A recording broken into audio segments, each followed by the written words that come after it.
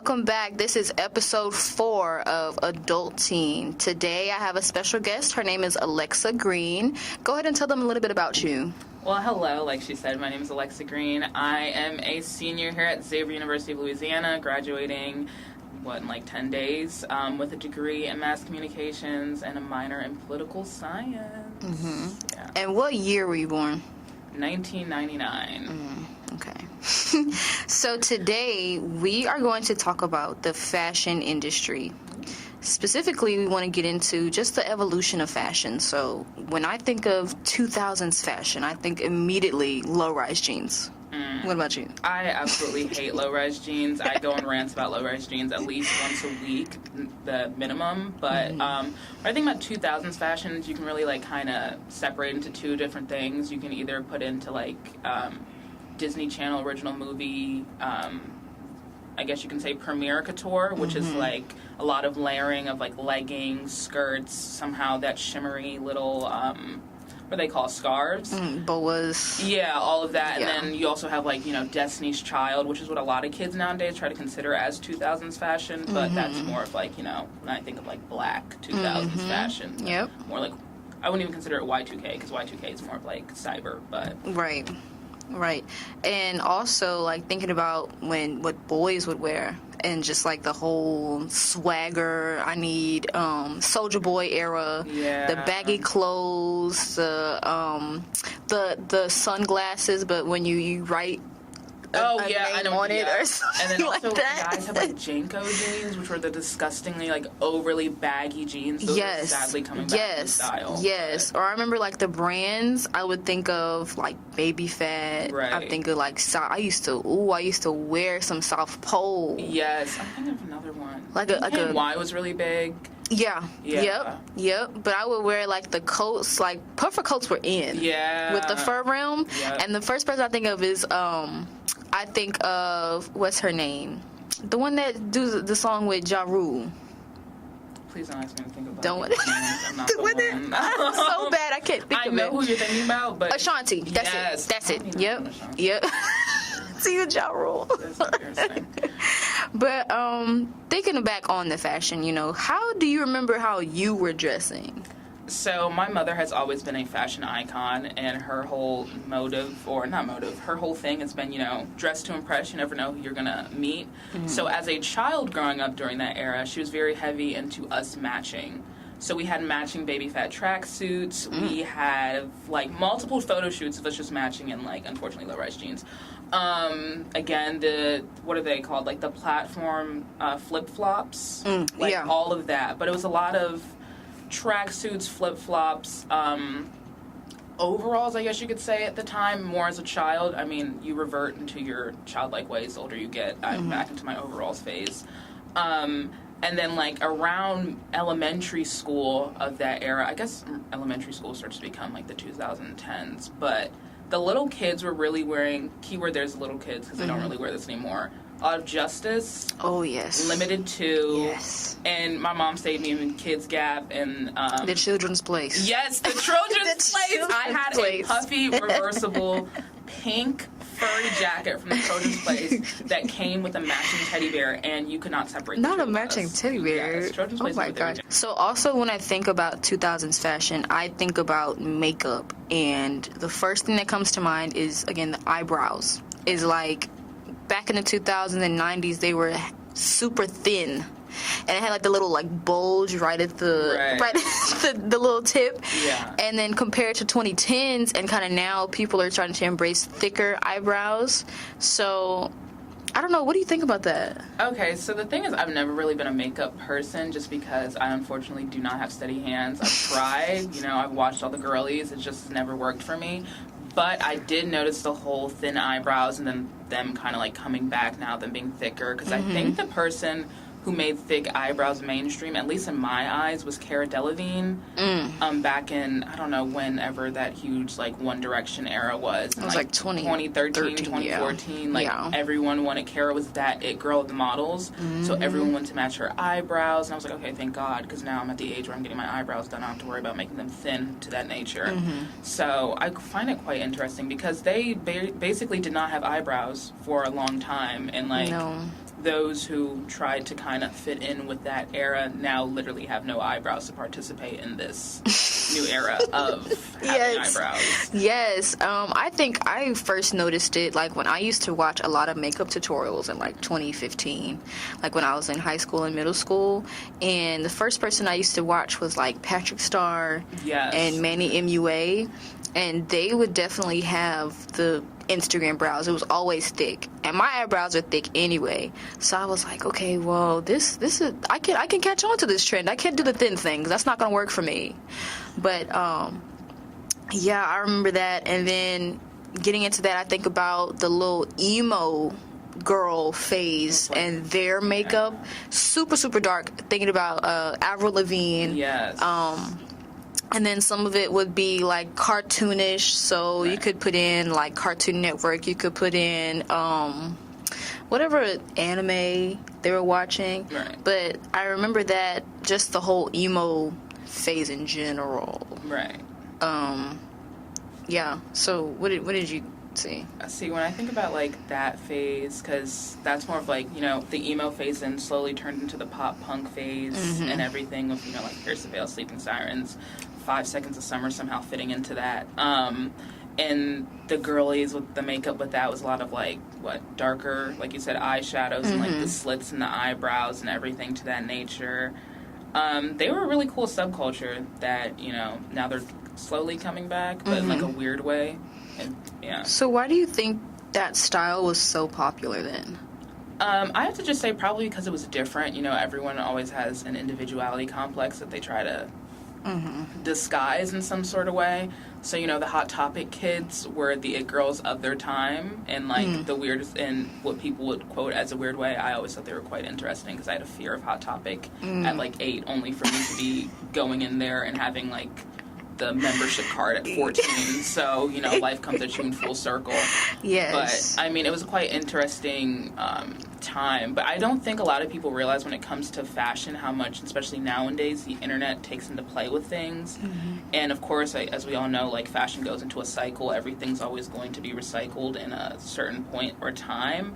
But one thing about like the cycle of fashion that I'm a little bit curious about is, if everything comes back into fashion, and like currently right now I can't think of anything that is more like, oh, this is like the style of the 2020s, or like the 2010s had, you know, I think of like Kanye West and stuff like that and his fashion, and and like Kim Kardashian, unfortunately, and like how they were kind of like the fashion icons for their respective eras. But like I look at now, and basically what a lot of people are wearing are just repeats of, you know, the 80s, the 2000s, more being now in the forefront. So like what necessarily is going to be something that like our kids are like, oh, I used to wear that when I was a kid. Nothing really like sticks out currently right now. I think that the reason why people decided to start dressing a little bit different is because I feel like to blame is just the whole high school films.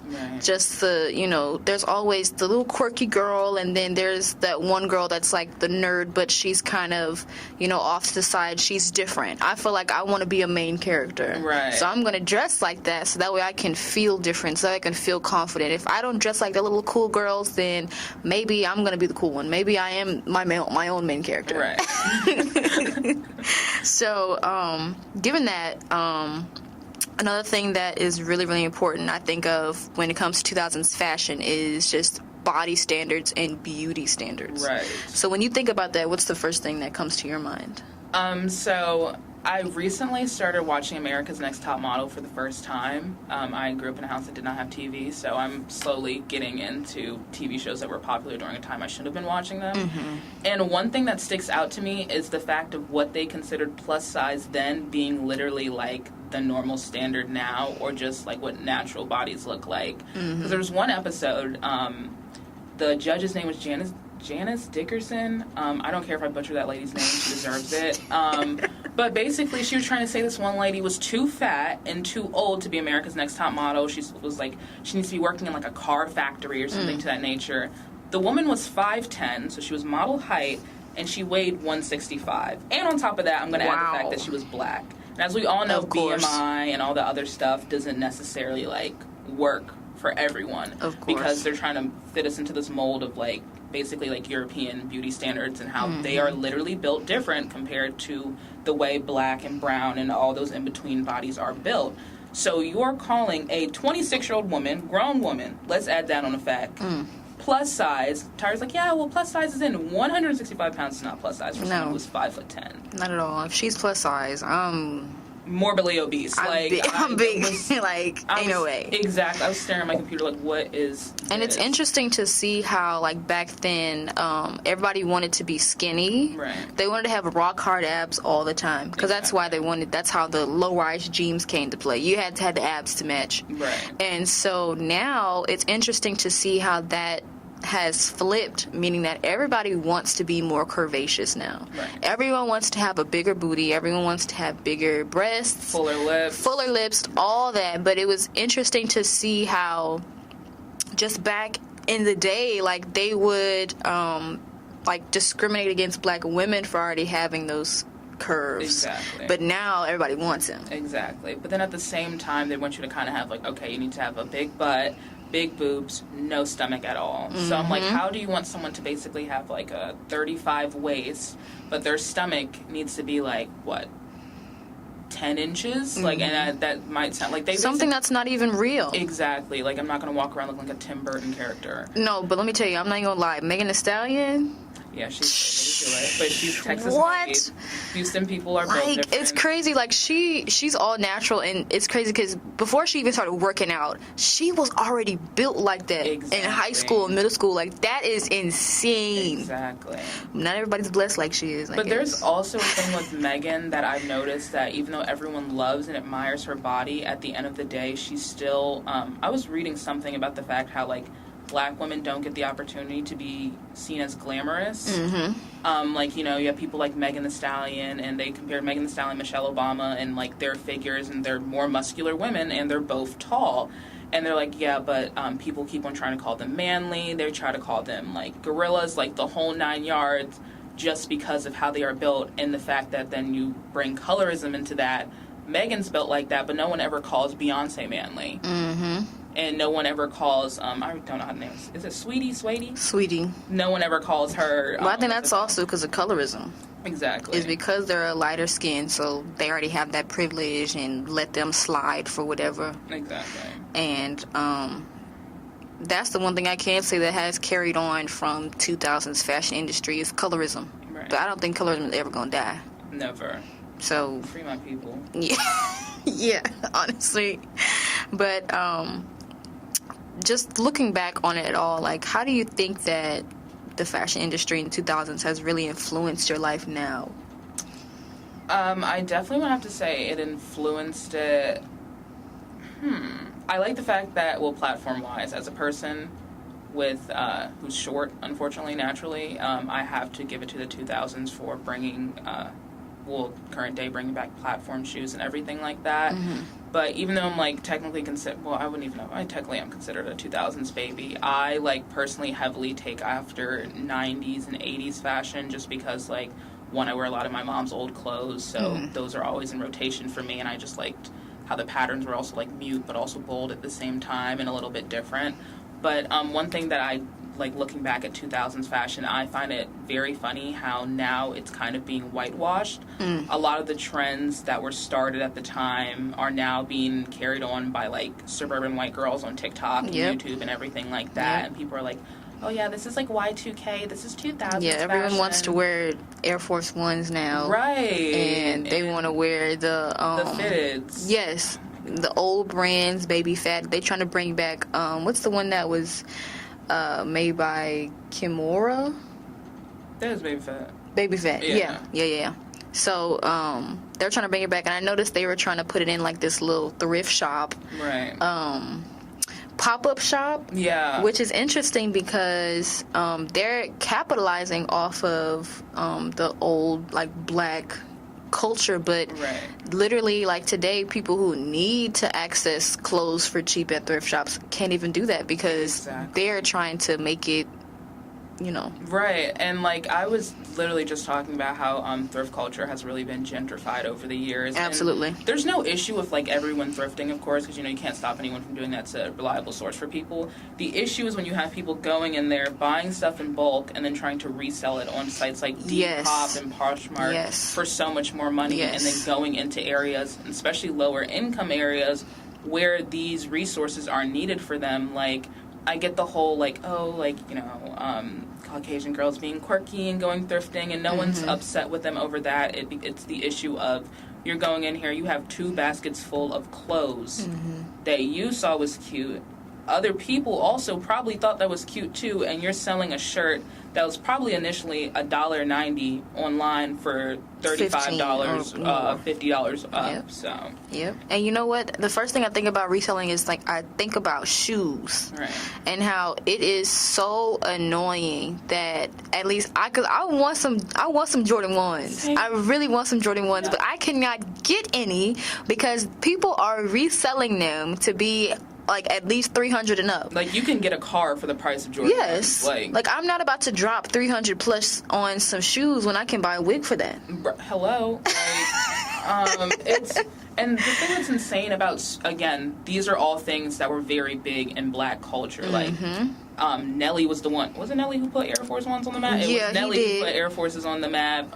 Jordan 1s were all, like, these shoe drops are really a big thing for black people. And now you have, again, these white suburban kids who are going and buying these shoes up in bulk and reselling them. Nike literally got in trouble over the fact that one of their head executives, their son, the woman's son, was like reselling shoes from the sneakers app because he knew a way that he could like basically buy out a bunch of them because his mom was the one in charge of the app. So again, taking away opportunities from and it's not fair anyway because it's classes at the same time. Exactly. Because those that are in the upper class, those that are wealthy, have the opportunity to get those shoes when they come out already. So then by the time like middle class and just normal working citizens be able to get a shoe, they probably can't, because somebody else is trying to sell it. But when I think about that, I think about like how I would reflect on like back in the day how I would think I would want to dress now. And I would say my biggest inspiration was like Bratz. And I was like, I'm gonna dress like in some tight jeans, some bell-bottom jeans. I'm gonna have some heels on all the time. Yeah, girl, bell-bottoms are cute. I'll leave. What a hater! Bell bottoms are whatever, but I wanted like a puffy jacket. You walk in with a cute puffer jacket, a crop top or whatever. But now I'm looking like I don't dress like that at all. I ain't got the money for that. Like I can't wear that. But what did you think how you were gonna dress? So I always had like these markers of what I thought I was gonna dress like. I remember coming in. Weirdly in high school, every year I would be like, okay, this year this will be my style, that year this will be my style, the next year will be my style. I kind of fit the map for that in high school. And then I remember my freshman year of college, I was like, by the time it's my senior year, I'm going to be a little bit more like business casual minimalism. There's this girl online called Orion Carlotto. I love her fashion sense. And I was like, okay, by the time I'm in my 20s, I'm going to start dressing just like her. Absolutely not. I do not dress anything like that woman. I went from dressing like Orion to probably like Zoe Kravitz on a good day. Not Zoe Kravitz. I love her to death. She's really pretty though. I love her fashion sense, and I truly have to give it to her for my closet. So how do you think the fashion impacted our generation now? Honestly, I think now, instead of it being more like, okay, magazines and like celebrities building fashion culture, I have to give it a lot to like online personalities now. Like back in the day, it used to be more like, oh, you had to go on TV to see like, is this going to be the hottest look, or look into a magazine and see what's going to be the hottest look. But now if you like go online, it's really like kids setting the trends, and it's like people's audiences setting the trends. There's this girl online who I literally had never heard of her until a friend of mine who was like big on YouTube was like, oh yeah, everybody knows about this girl. She said people literally go to this girl's Pinterest and stalk her page to figure out what they're going to be wearing over the summer. Wow. And like how they like consider her this giant fashion icon and stuff like that. So I find it quite interesting that really, again, like it is the youth that are the ones that are setting the trends. but also at the same time, a lot of it is just like, okay, you're getting skinny white girls setting trends that are basically stuff that black people were wearing back in the day, or black people have worn forever. Like, why are white people wearing waist beads? But that's a story for another day. That's tea. Yeah. But also, I've noticed that I have seen a lot more diverse representation with fashion. Like, when it comes to black women, I noticed how, like, there's a difference between the 2000s where, like, in the 2000s, a lot of them would always want to wear their hair straight all the time. Always a sew-in or, like, a wig or something like that. But now, a lot of black women are starting to embrace their hair in more, stylish ways. Exactly. So more braids are coming back. I didn't see that many, like, box braids in the 2000s and 2010s in my experience, but I've been seeing a lot more body positivity. Yes, definitely. A lot of bigger girls I feel more comfortable showing more skin, and I love to see we did not have that. Bigger girls, we used to go shop at Lane Bryant or some conservative, ugly store, and it's just like, that's not fair. Why can't they feel beautiful like skinny girls can? Exactly. So I like how we are able to embrace how we look despite our differences. And I mean, colorism is still going to be a thing. White people are still going to cultural appropriate. That never ends. Right. But despite that, I like how the black community has grown. Right. So thank you so much for joining this discussion, Alexa. I really enjoyed it. Of course, my pleasure. All right, guys. Thank you for listening. Thanks for tuning in. I'll see you later. Bye.